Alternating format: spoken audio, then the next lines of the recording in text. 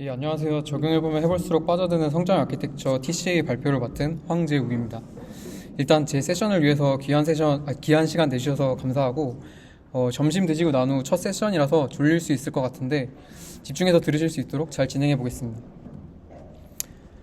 다음과 같은 순서로 진행할 것 같고, 지금까지 TCA 좋은 세션이 많아서 고민이 많았는데 단순한 TCA 소개를 넘어서 이해를 위해 좀 더 자세한 구성 소개와 현업에 TCA를 적용하며 느꼈던 생각들을 중심으로 발표하려고 합니다. 그리고 발표를 준비하다 보니 하고 싶은 이야기가 많아서 많은 주제를 넣었는데 모두 자세히 설명하기에 시간이 부족한 측면이 있어서 간단하게만 설명하고 빠르게 넘어가는 부분이 좀 많은 점 미리 양해 부탁드립니다. 먼저 간단하게 소개하자면 저는 SK 계열 드리머스 컴퍼니에서 iOS 개발자로 일하고 있고 플로라는 음악 스트리밍 앱을 개발하고 있습니다.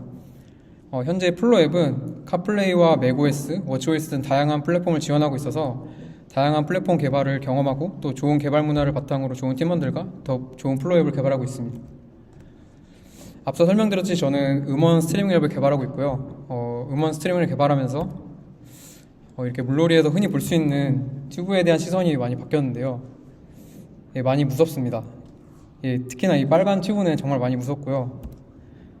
그래서 이렇게 튜브는 맛있는 과일 멜론을 조각내기도 하고, 예, 램프 요정 지니를 잡아먹기도 합니다. 예, 아시는 분들은 무슨 얘기인지 알아듣으실 거 생각하고요. 그래서 저희도 예외는 아니라서 쉽지 않은 싸움을 계속하고 있고요. 더 좋은 플레이어를 만들기 위해 모두 노력하고 있습니다. 그러면서도 회사 차원에서는 새로운 도전을 하고 있는데요. 바로 새로운 프로젝트로 티켓팅 서비스를 만들고 있고요. 나중에 출시되면 많이 이용해 주시면 감사하겠습니다. 새로운 프로젝트를 시작하면서 여러 가지 논의를 통해 정하고 준비할 부분들이 많이 필요한데 사실 기존 프로젝트에서 잘 정립된 부분이 많아서 트위스트로 구성한 부분이나 폴더 구조 등 대부분 기존 프로젝트에 정립된 부분으로 거의 정해서 순조롭게 이루어졌는데 단 하나 아키텍처로 어떤 앱을 구성할지에 대해서는 심도 있게 논의가 이루어졌습니다. 일단 기존 프로젝트는 리액터킷 중심의 아키텍처, 즉 리덕스, 플럭스 구조 아이디어 중심의 단방향 아키텍처로 구성하고 있었습니다. 팀원들과 이야기했을 때 클라이언트 개발이 있어서 안드로이드는 MVI, 플러터에서도 많은 상태관리 중심의 아키텍처를 사용하는 등 어느 정도 리액터킷과 비슷한 상태관리 중심의 단방향 아키텍처가 클라이언트 쪽에서 메인스트림으로 자리 잡고 있다고 느끼고 또 기존 저희가 사용하는 프로젝트에서도 많은 장점을 느끼면서 사용하고 있다는 점을 공유하게 되었습니다. 그리고 리덕스와 플럭스 개념에 일부 차이가 있다는 점을 알고 있지만 핵심적인 아이디어는 거의 유사하다고 생각해서 해당 발표에서는 조금 혼용해서 사용하도록 하겠습니다. 이러한 생각들을 바탕으로 새로운 프로젝트 아키텍처를 정하는 데 있어서 몇 가지 기준을 정하게 되었는데 먼저 앞서 말한 리덕스 아이디어 중심의 아키텍처 등 기존 프로젝트에서 만족했던 여러 부분들을 가져가면서 서드파티 라이브러리 의존도를 최소화할 수 있고 향후 애플이 지향하는 스위프트 UI 구조로 나아가는 데 적합한 아키텍처를 고르는 방향으로 기준을 정했고 논의 결과 다양한 의견들을 종합해서 TCA 아키텍처로 새로운 프로젝트를 진행하게 되었습니다. TCA는 더 컴포저블 아키텍처의 약자로 주로 iOS와 관련된 프로그래밍 강의를 서비스하는 포인트풀이라는 곳에서 주도적으로 설계한 아키텍처이고 설명에도 나와 있듯이 리덕스 아이디어에 기반한 아키텍처입니다. 참고로 스위프트 UI 중심의 아키텍처이지만 UI킷과도 충분히 사용이 가능해서 저희는 일단 스위프트 UI보다 숙련도가 더 높은 UI킷과 사용하면서 점차 스위프트 UI를 접목시켜 나가고자 했습니다. TCA의 전반적인 주요 구조는 다음과 같고요. 클라이언트 개발자는 사실 화면에 데이터 또는 상태를 보여주는 작업을 주로 하게 되고 로직도 그와 관련된 경우가 대부분일 텐데요. TCA도 그 관점에서 스토어에서 이루어지는 상태 또는 스테이트 관리 중심으로 구조가 이루어지고 있고요. 흐름을 자세히 하나씩 보자면 먼저 뷰에서 버튼을 누르는 등의 인터랙션으로 액션이 전달되면 액션은 스토어에 있는 리듀스 함수로 전달되게 됩니다. 리듀스 함수에 전달되고 나면 액션에 맞는 상태, 즉 스테이트 변화가 발생하게 되는데요. 만약 좋아요 버튼이라고 한다면 좋아요의 불값 상태 값에 토글 뮤테이션이 발생하겠죠. 그렇게 스테이지 변화되면 다시 뷰에 해당 값이 반영되어 나타나게 됩니다.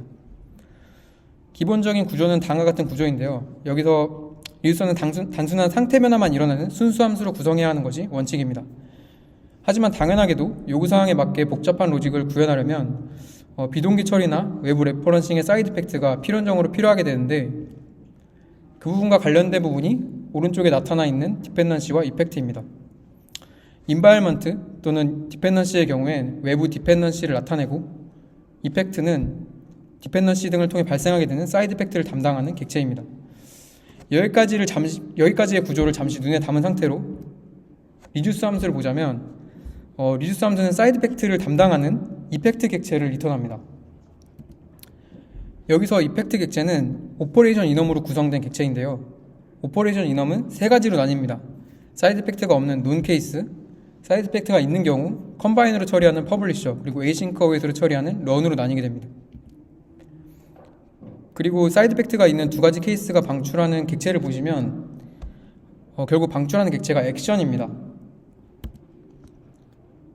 종합적으로 사이드 이펙트를 발생시키는 흐름을 보자면, 리듀서에서 액션에 따라 발생시킬 이펙트를 리턴하면 해당 이펙트의 사이드 이펙트 결과로 나오는 액션을 반환하는데, 그 액션은 다시 리듀서로 전달이 됩니다. 결국 재기 구조인 거죠. 이 부분을 디펜던시 사용을 포함한 좀 더 구체적인 예시를 보여드리도록 하겠습니다. 발표를 위해 급하게 작은 앱을 만들었는데요. 레츠 스위프트 2024 앱이 있긴 한데 그 앱의 정보를 볼 수 있는 좀 라이트 버전한 앱입니다. 정말 급하게 간단하게 만든 앱이라서 화면도 두 가지만 존재한 앱이고요. 메인 화면에서는 트랙별로 세션의 간단한 정보를 볼 수 있고, 셀을 선택하여 상세 화면으로 가면 좀 더 자세한 세션 정보를 볼 수 있습니다. 아주 작은 앱이라서 사실 TCA에 많은 것을 담지 못해서 나중에 좀 더 규모 있는 앱을 사이드 프로젝트로 만들어서 오픈소스 할 생각도 있긴 하고요. 일단 해당 앱으로 설명을 드리자면, 먼저 메인 화면에서 트랙을 선택하는 버튼을 예로 들면, 트랙 버튼을 누르면 선택된 트랙 B 정보를 담은 디스탭 트랙 셀렉트 버튼 액션이 스토어로 전달되게 됩니다. 액션은 아까 보셨듯이 스토어의 리듀스 함수로 전달되는데, 먼저 선택된 트랙에 대한 값이 변경되고, 선택된 트랙에 따라 세션 정보를 가져오는 사이드 이펙트가 리턴됩니다. 이 경우 어싱크 어웨이트로 구성하는 런으로 구성되었고, 메인 클라이언트 디펜던시를 통해서 로컬 제이슨에 있는 세션 정보들을 비동기로 가져옵니다. 가져온 정보들을 다시 리시브 데이터 액션으로 샌드하고, 받은 리시브 데이터 액션을 통해 셀 정보가 업데이트됩니다. 최종적으로 변경된 셀 정보를 반영하여 화면에 나타나게 됩니다. 이 부분은 스위프트 UI의 구성이 아니라 UI킷에서 컴바인으로 바인딩 처리했을 때 예시 코드입니다. 정리하자면 액션으로부터 시작된 흐름은 두 가지로 나뉘게 됩니다. 추가 사이드 이펙트가 없는 경우, 즉 논을 리턴하는 경우와 사이드 이펙트가 있는 경우, 퍼블리셔 또는 런을 리턴하는 경우입니다.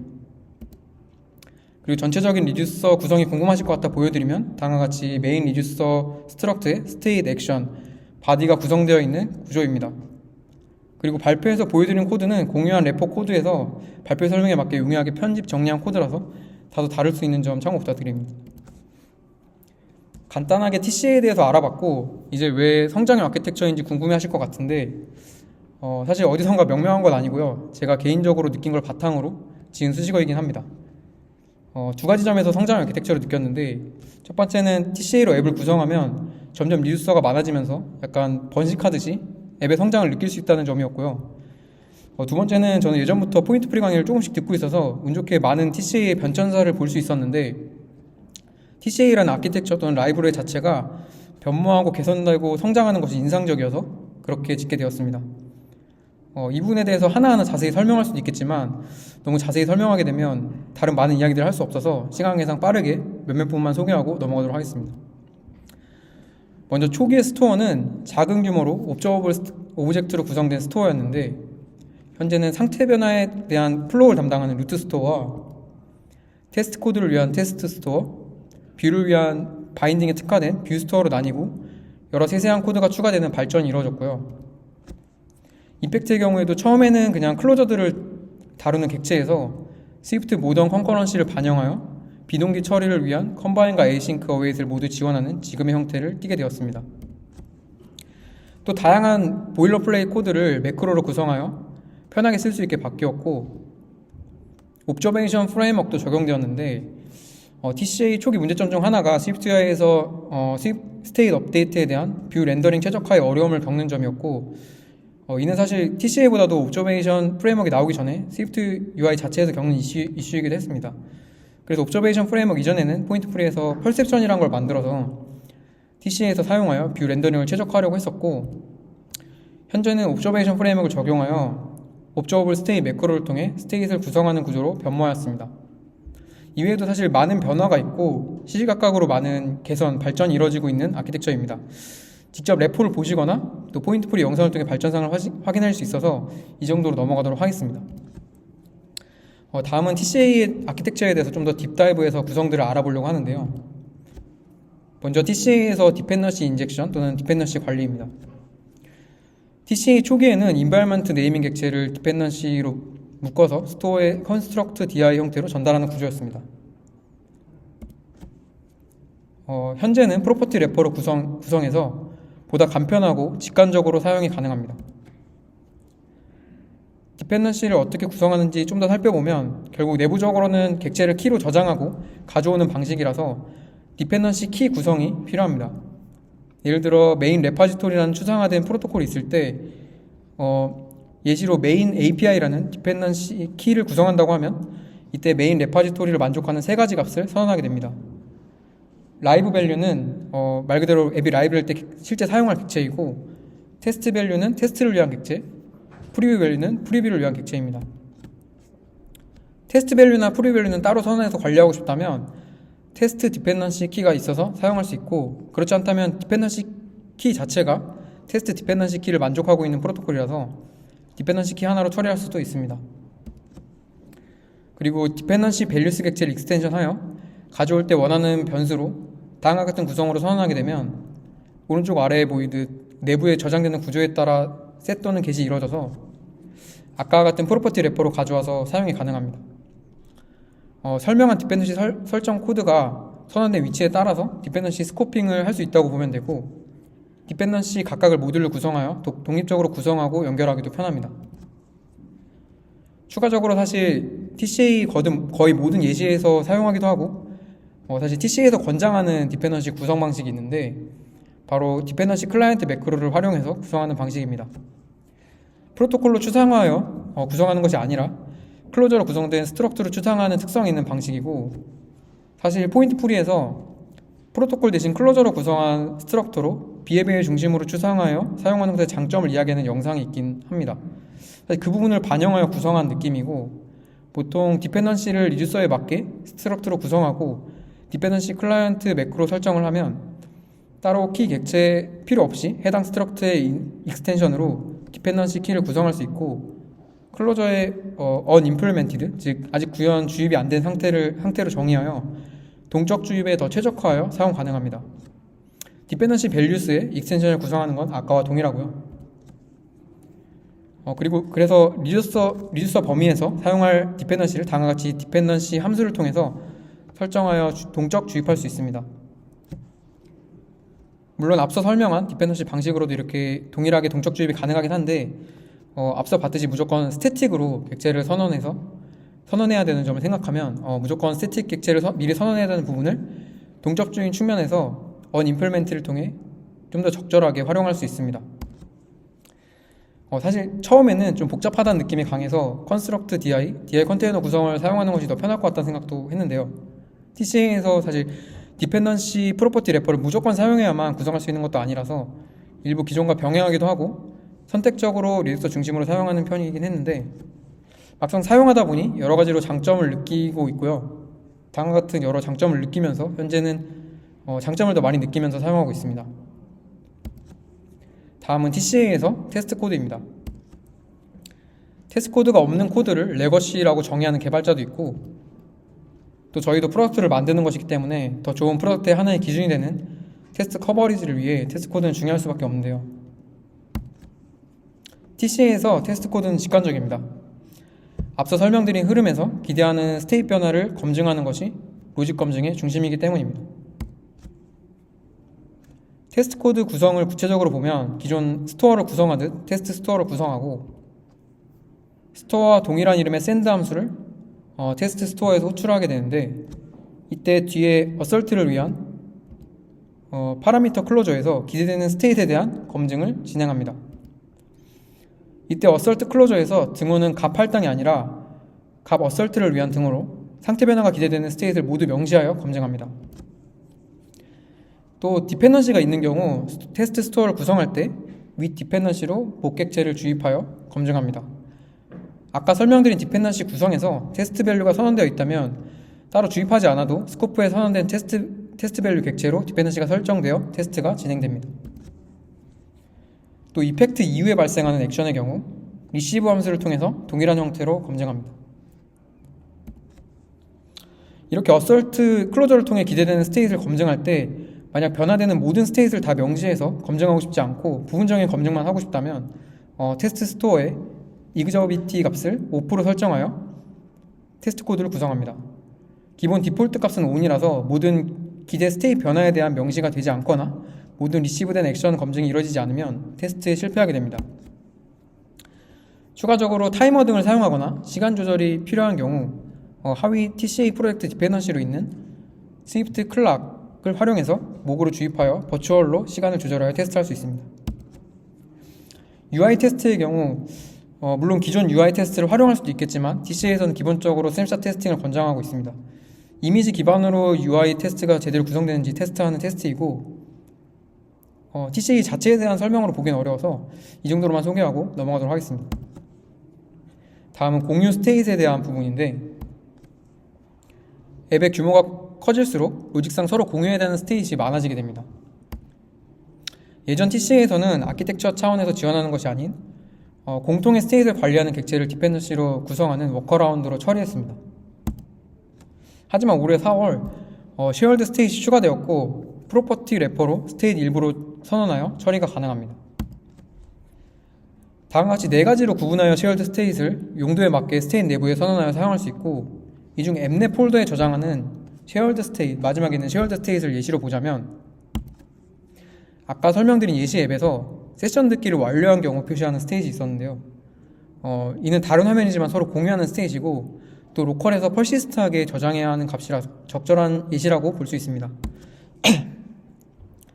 위와 같이 세션 듣기를 완료한 세션들의 아이디를 shared state로 선언하고 나서 서로 다른 어떤 리듀서든 동일한 shared state의 값을 변경하게 되면 동일한 상태 변화를 일으켜서 화면에 반영됩니다. 이렇게 간편하게 다양한 리듀서에서 공유 스테이트를 활용할 수 있습니다. 다음은 로직 연결을 위한 리듀서 컴포지션입니다. 리듀서는 여러 개의 스토어 또는 리듀서 단위로 구성할 수 있는데 서로 로직적으로 연결하기 위해서는 결국 리듀서 간의 연결이 필요합니다.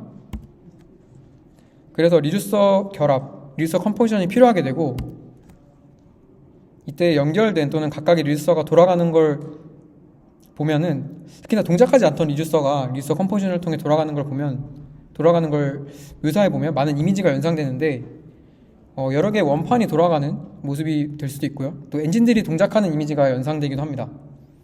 그래서 여러 리듀서를 각각 연결 상태에 따라 동작하는 엔진이라고 보면 이런 리듀서 엔진을 어떻게 연결해서 동작시킬지에 대한 다양한 케이스에 맞춰서 리듀서 컴포지션을 제공하고 있습니다. 다양하게 있는 걸 다 설명할 수 없어서 시간상 대표적인 하나를 보자면 많은 어플리케이션에서 피할 수 없는 UI 중 하나가 리스트이고 리스트의 각각 셀에 많은 로직이 상위 뷰와 연결이 필요해지는 케이스가 많은데 이 경우 for each 리듀서를 사용합니다. 셀마다 리듀서로 구성했다는 전제하에 구성하는 단계를 살펴보면 위와 같이 TCA에서 제공하는 Identified Array, Identified Action 타입으로 각 리스트의 셀의 스테이트와 액션을 선언합니다. 그리고 리듀서에 다음과 같이 for each 리듀서를 트레일링으로 구성해주고 나면 아까 선언했던 셀 스테이트 배열에 값이 할당될 때 셀의 리듀서가 동작하게 됩니다. 그에 따라 셀의 액션을 받아서 처리하는 등의 하위로 연결된 리듀서와 로직 연결이 가능해집니다. 다음은 쓰면서 느낀 장점들인데 먼저 풀 패키지라고 볼 수 있는 점입니다. 사실 앱을 구성하는 데 고려해야 하는 부분들이 많은데 대부분의 고려사항에 대해서 아키텍처 차원의 지원을 하고 있는 점에서 풀 패키지라고 느꼈고요. 또 다른 의미에서 풀 패키지인 점은 TCA에 대한 자료 제공인데 정말 풀 패키지라고 느낄 정도로 이와 같이 비디오부터 케이스 스터디까지 정말 다양한 공식적인 자료를 얻을 수 있습니다. 다음은 밸류 타입에 대한 부분인데 밸류 타입이 가지는 멀티스레딩 관점에서의 장점은 우리 설명하지 않아도 될 것 같고, iOS에서도 기본적으로 안전성을 위해 밸류 타입을 선호하는 특성을 가지고 있다고 생각하고, 스위프트UI에서 뷰를 스트럭트 구성으로 변경한 부분이 이를 반영한 주요 예시라고도 생각하는데요. 그래서 상속보다는 컴포지션 원칙, 메모리 관리 측면, 보다 안정적인 프로그래밍 측면에서 이점이 있는 밸류 타입 중심의 구성을 TCA도 하고 있다고 느끼고, 모두 강제성이 있는 건 아니지만 앞서 보셨던 디펜던시 클라이언트처럼 밸류 타입 구성 중심으로 TCA를 구성하도록 유도하는 측면이 강합니다. 앞선 이점 외에도 코드상으로 봐도 이펙트에서 불필요한 클로저의 윅셀프 선언도 피할 수 있고, 이퀴터블 보일러플레이트 구현도 피할 수 있는 점도 코드상으로 느낀 장점입니다. 물론 스토어 자체는 클래스, 즉 레퍼런스 타입인 점은 주의해야 합니다. 다음은 액티브한 레포에 대한 부분인데, 이 부분은 더 체감하게 된 게 예전에 사용한 립스 아키텍처에서 불편했던 기억이 있기 때문이기도 합니다. 립스 아키텍처에서 레포에서 이슈가 발생해도 대응이 빠르게 이루어지지 않고 거의 이루어지지 않아서 따로 포크를 떠서 관리해야 했던 기억이 있는데, TCA는 정말 빠르게 이슈가 대응되는 편이고 새로운 기술 반영이나 다양한 플랫폼 대응도 적극적인 편입니다. 한 가지 예시를 보면 스토어에서 메모리 릭이 발생하는 이슈가 있었는데, 이슈가 올라온 지 오래지 않아서 대응해주기도 했고, 직접 포인트풀이 영상에서 어떻게 발생한 이슈인지 설명해주는 친절함을 보이기도 했습니다. 다음은 모듈화 측면에서의 장점입니다. 모듈화는 화면에 나열한 것들 외에도 모두가 동의할 만큼 많은 장점이 있다고 생각하고요. 특히 많은 인원이 큰 프로젝트를 할 때 더 빛을 발한다고 생각합니다. 기본적으로 보면 결국 프로그래밍의 과정을 하나의 문제 해결 과정으로 볼 때 해결하기 어려운 큰 문제를 작은 문제로 나눠서 해결할 수 있는 방식은 하나의 진리라고 생각하고, 모듈화도 같은 맥락에 있다고 생각합니다. TCA는 이름 그대로 컴포저블 아키텍처이고, 커다란 복잡한 로직을 작은 단위로 나눠서 조립하고 효율적으로 로직을 구성할 수 있는 장점을 가진다고 볼 수 있습니다. 복잡한 로직을 가진 화면에서 여러 리듀서로 나누고 재사용성과 가동성을 높일 수 있는 측면이 많은데, 사실 워낙 간단한 화면이라서 적절한 예시는 아닐 것 같지만 예시 앱의 메인 화면도 여러 리듀서로 구성할 수 있었고요. 결론적으로 하나의 큰 로직 구성이 필요할 때 독립적인 작은 로직 단위로 나누고 레고 블록처럼 조립, 연결, 분리할 수 있는 장점을 가지고 있습니다. 추가적으로 느낀 장점들도 나열하자면, 먼저 코드 구성 부분인데, 이 부분은 사실 아키텍처 자체의 장점은 아니지만 거의 모든 스위프트 코드 구성을 볼 수 있지 않을까 싶을 정도로 공부해볼 만한 코드 구성이 많았어서 장점으로 적었고요.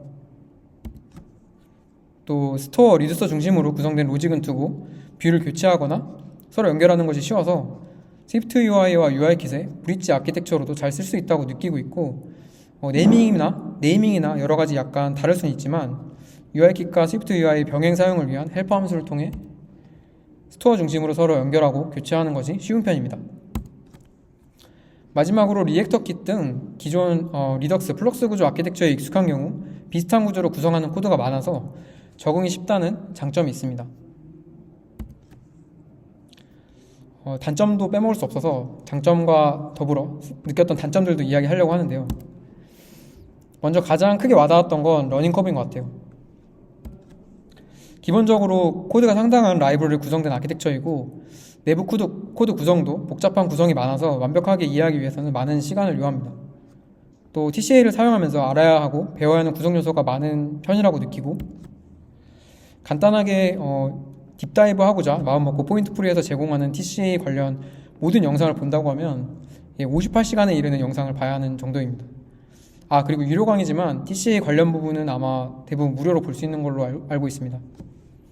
그래서 팀원들과 얘기했을 때도 러닝 커버가 높다고 느끼고 있고, 다른 아키텍처와 비교했을 때 러닝 커버가 높은 편이라고 생각해서 단점 중에 하나라고 생각합니다. 다음 단점은 사실 저희가 UIkit과 쓰는 부분 때문에 느낀 단점인데, TCA는 분명하게 스위프트UI 중심의 아키텍처이긴 합니다. 기본적으로 설명하는 영상에서도 스위프트UI가 가지고 있는 문제점들을 중심으로 출발한 아키텍처라고 설명하고 있고, 지원하는 API도 스위프트UI 중심이고, 라우팅 내비게이션도 스위프트UI 중심으로 지원하고 있고요. 레퍼런스도 UI키가 같이 구성한 예시는 찾기가 많이 어려운 편입니다. 물론 저희 팀에서는 UI키가 잘 사용하고 있다고 생각하긴 하지만 단점으로 느끼는 부분이긴 합니다. 다음은 코드상으로 커플링해지는 부분과 라우팅 부분입니다. 설명했듯이 TCA는 여러 리듀서, 스토어 중심으로 구성하고 연결, 조립, 분리하게 되는데 기본적으로 리듀서의 구성이 인터페이스로 디커플링하게 구성하는 데 어려움을 겪는 구성이라고 느끼게 됩니다. 이너으로 구성되는 액션 등 리듀서에 몰라도 되는 부분을 콘크리트 타입으로 오픈하게 되고 프로토콜 중심으로 디커플링하게 구성하고 연결하는 것이 쉽지 않습니다. 결국 스토어 또는 리듀서를 연결하는 리듀서 컴포지션을 통해 로직을 연결하고 확장하면 확장할수록 코드가 커플링해지는 느낌을 지우기 어렵습니다. 쉽게 말해서 기능의 추가, 변경 시 확장보다는 수정을 요하게 되고 오픈 클로즈 원칙을 지키기 어려워집니다. 또한 TCA 내비게이션 또는 라우팅 부분을 발표해서 자세히 설명하진 않았지만 라우팅 역시 리듀서 컴포지션 방식으로 이루어지도록 구성되어 동일하게 커플링한 코드로 느껴지도록 구현하게 되고 피처 단위, 화면 단위의 모듈을 진행했을 때 자칫 요구사항에 따라 어떤 화면끼리 라우팅이 이루어질지 몰라서 모듈의 하이어키가 깨지고 순환 참조 이슈에 직면하기도 합니다. 이런 식의 구성이 더더욱 단점으로 느낀 건 예전에 사용했던 립스에서 프로토콜 중심으로 모든 소통이 이루어지고 인터페이스 중심의 모듈 등 다양한 방식을 활용할 수 있어서 프로토콜 중심의 소통과 구성이 어려운 점이 더 크게 다가온 것 같습니다. 이런 문제에 대해서 TCA를 쓰는 다른 팀에서의 대응이 궁금해서 찾아봤는데 TCA를 사용하는 채널 쪽에서는 액션을 나누기도 하고 있고 역시 TCA를 사용하는 플리토에서는 자체적인 라우팅을 구현해서 사용하고 있었습니다. 저희도 일단은 코오디네이터 패턴을 사용해서 라우팅을 구성하고 있고요. 또 리듀서 컴포지션을 현명하게 쓰기 위해 복잡해지지 않도록 최소화하고 디커플링하게 구성할 수 있는 부분은 프로토콜을 통해서 델리게이트 또는 클로저 등을 활용해서 구성하고 있습니다. 아까 보셨던 채널톡처럼 저희도 스테이트, 액션 등 나눌 수 있는 부분 나눠보려고 시도도 하고 있고 아직 정립하여 구성한 건 아니라서 코드까지 소개하지 못했지만 어댑터 등 좀 서로 연결을 디커플링하게 해줄 수 있는 객체에 대한 시도도 하고 있는 상태입니다. 단점을 이렇게 장황하게 얘기하다 보니 아까 모듈화에서 장점을 설명한 부분에 대해 반문하실 수도 있을 것 같습니다. 장점으로도 이야기한 이유는 TCA 모듈화를 구성하면서 좋은 모듈 설계와 여러 가지 단점을 보완하는 노력을 하고 사용을 하면 할수록 장점을 충분히 느낄 수 있었기 때문입니다. 물론 코드상으로 지금 언급한 단점을 해소한 예시라고 보기에는 좀 어려운 측면이 있긴 한데 포인트 프리에서도 TCA로 리듀서를 바탕으로 여러 모듈로 나눠서 구성하는 데 장점이 더 많다는 것을 보여주는 프로젝트가 아이스월드라고 있고 80여 개 이상의 모듈로 모듈로 조립하여 구성되어 있습니다. 마무리하자면 종합적으로 모듈화 측면에서는 장점과 단점을 모두 가진다 정도로 말씀드릴 수 있을 것 같습니다. 마지막으로 느낀 단점은 잦은 변경과 디펜던시 부분인데 어느 정도 안정화된 1.0.0 이후로도 대격변이 몇 차례 있었고 많이 개선된다는 점에 양날의 검으로 업데이트가 잦은 편이긴 합니다. 또 물론 거의 필요한 부분이고 잘 나눠져 있긴 하지만 관련 디펜던시도 많은 편이라서 생각보다는 좀 더 부담이 있는 아키텍처라는 점도 단점으로 볼 수 있을 것 같습니다. 다음으로 TCA 관련 여러 유의할 점에 대해서 말씀드리면 먼저 스레드 세이프티에 대한 점입니다. 기본적으로 스토어는 스레드 세이프하지 않습니다. 그래서 스토어와의 인터랙션이 이루어지는 부분은 메인 스레드에서 처리해야 된다고 명시하고 있는데요. 루트 스토어와 샌드 등 스토어 인터랙션과 관련된 코드를 보시면 이미 메인 스레드로 구성되도록 되어 있는 점을 확인하실 수 있고 따라서 디버깅 해보면 대부분의 경우 스레드 세이프하게 동작하는 걸 확인할 수 있기도 합니다. 그렇지만 완전하게 스레드 세이프한 구성은 아니라서 샌드 등 호출할 때 가능한 메인 스레드를 권장하고 있고 당연하게도 이펙트는 비동기로 멀티 스레딩 구성이 이루어지겠지만 스토어와의 인터랙션이 되는 부분은 자체 제공한 UI 스케줄러 타입 등을 활용해서 스레드 세이프티를 지키는 것을 지향하고 있습니다. 앞서 설명에서 말씀드렸듯이 메인 스레드에서 스토어와의 인터랙션이 이루어지다 보니 무거운 측면이 있습니다. 특히 많이 호출되는 샌드의 경우 불필요하게 잦은 호출은 퍼포먼스에 악영향을 준다고 DCA 아티클에서도 명시하고 있고, 다음과 같이 직접 차일드 리듀서의 함수를 호출하는 등의 방식으로 가능한 샌드를 최소화하는 것을 권장하고 있습니다. 또 액션을 늘려서 샌드를 호출하기보다 공통함수로 처리하는 등의 방식으로 퍼포먼스를 향상시킬 수 있다고 아티클 예시를 통해 보여주고 있습니다. 다음은 이펙트, 스테이트 옵저빙 최적화에 대한 부분인데, 먼저 이펙트는 스토어의 라이프 사이클과 무관하게 작업을 마치기 때문에 따로 캔슬로 취소 처리가 필요한 경우 캔슬 처리를 통해 효율적으로 관리해야 합니다. 어떻게 이펙트를 캔슬 처리하는지를 잠시 보면, 해셔블한 캔슬 아이디를 추가하고 원하는 이펙트에 캔슬러블 설정을 해줍니다. 이때 아까 추가한 아이디를 이펙트에 맞게 설정해줘야만 하고, 추가적인 캔슬 임플라이 파라미터는 동일한 아이디의 이펙트가 이미 진행 중인 경우 자동으로 취소해줄지에 대한 여부에 대한 값입니다. 그리고 원하는 리듀서에서 캔슬 이펙트를 설정한 아이디와 함께 리턴하면 이펙트를 취소 처리할 수 있습니다. 다음으로 스테이트 옵저빙 최적화에 대해서 말씀드리면, 스테이트의 변화를 옵저빙에서 뷰에 업데이트하는 등의 작업을 하게 되는데, 뷰 렌더링 관점에서 보자면 TCA와 스위프트 UI는 뷰 객체 단위까지 결합되어 지원하고 있고, 초반에 설명드린 퍼셉션, 옵저베이션 프레임워크를 잘 활용할 수 있지만 UI킷과 사용하면서 리액터 킷처럼 리액티브 방식으로 옵저빙하는 경우 옵저빙을 최적화하기 위한 로직이 필요합니다. 그렇지 않으면 모든 스테이트에 대한 변화에 옵저빙되는 점 때문에 불필요한 옵저빙으로 인한 이슈와 또 불필요한 렌더링이 발생해서 필터나 리무브 두플리케이트 오퍼레이터 등 불필요한 옵저빙을 막아주는 로직을 추가해야 합니다.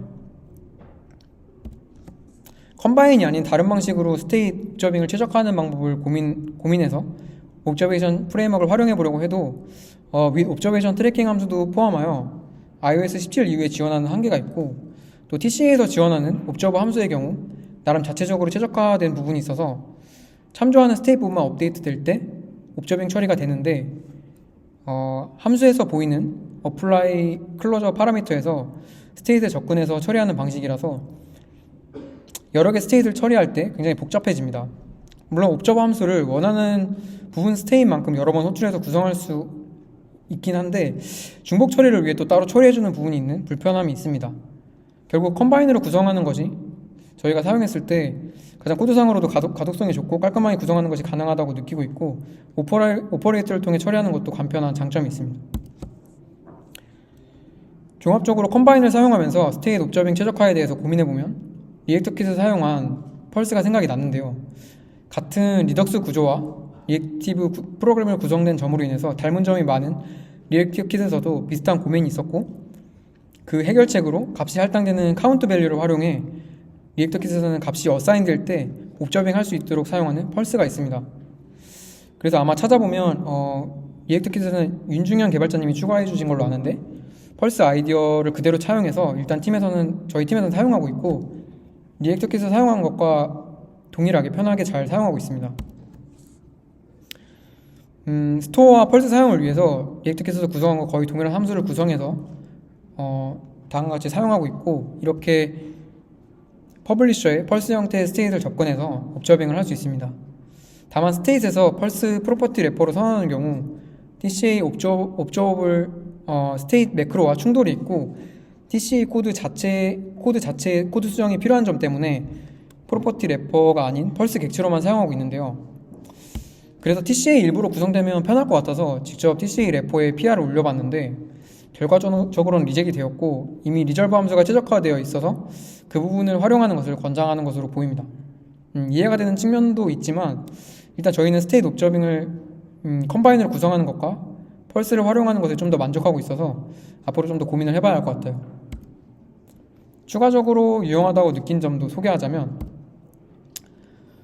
TCA에서는 리듀스의 프린트 체인지스 함수로 디버깅을 하게 되는데, 액션과 그에 따른 스테이트에 대한 변화가 상세하게 프린트돼서 이슈가 발생하거나 액션과 스테이트의 흐름을 파악하는 데 상당히 용이한 편입니다. 다음은 바인딩 리듀서인데, 입력값이 많거나 로그인, 세팅화면 등 주로 스테이트 바인딩이 이루어지는 화면에서 리듀서를 구성하게 되면 스테이트별로 값 할당 코드가 보일러플레이트처럼 구성하게 되는데, 그 경우 바인딩 리듀서를 사용하게 되면 보일러플레이트를 줄이고 간단하게 구성할 수 있어서 유용하게 사용할 수 있습니다. 다음은 온체인지 함수인데 특정 스테이트의 값 변화에 따라서 리듀서에서 로직을 구현하는 경우 유용하게 사용할 수 있고 체이닝하여 구성할 수도 있습니다. 특정 스테이지 변화될 때 밸리데이트 처리가 필요한 경우가 대표적일 것 같아요. 예, 거의 다 왔습니다. 목이 많이 아픈데요. 예, 그래서 지금까지 TCA에 대한 여러 가지 이야기를 해봤는데 종합적으로 느낀 생각은 완벽하진 않지만 단점보다는 장점들을 많이 느끼며 사용하고 있다는 점과 부족한 부분도 앞으로 계속 많은 개선이 이루어지면 보완될 수 있지 않을까 하는 기대를 하게 하는 아키텍처인 것 같습니다. 사실 현업에서 TCA를 사용한 지 3개월, 4개월 정도밖에 되지 않은 상태이거든요. 그래서 물론 나름 연구하면서 팀원들과 여러 소통을 하면서 쓰려고 하고 있고 발표 준비도 열심히 했는데 놓친 부분이나 생각하지 못한 부분도 있을 것 같아서 많은 분들이 여러 의견 주셨으면 좋겠고 상당히 활발하고 성장하는 아키텍처 라이브러리인 만큼 더 많은 분들이 TCA에 참여해서 더 많은 인사이트과 기여로 더욱 개선되었으면 좋겠습니다. 마지막으로 화면이 안 넘어가네. 화면이 안 넘어가. 마지막으로 이런 컨퍼런스와 세션들이 소중하다고 느끼는데요. 개인적으로 첫 회사에서 새로운 아키텍처를 리팩토링 할 때 립스 아키텍처에 대한 개발 세션을 듣고 원래 후보로 생각하지 않았던 립스 아키텍처에 대해 많이 알게 되고 팀원들과 이야기해서 립스 아키텍처로 결정해서 리팩트했던 경험도 있고 1년차 안 된 개발자일 때 좋은 기회로 연사로 참여해서 부족한 발표였지만 많은 것을 배우고 성장했던 경험이 있습니다. 그래서 누구보다 컨퍼런스와 세션의 소중함을 알고 있고 제 세션도 많은 분들에게 인사이트를 주는 유익한 시간이 있기를 바라며 마치도록 하겠습니다.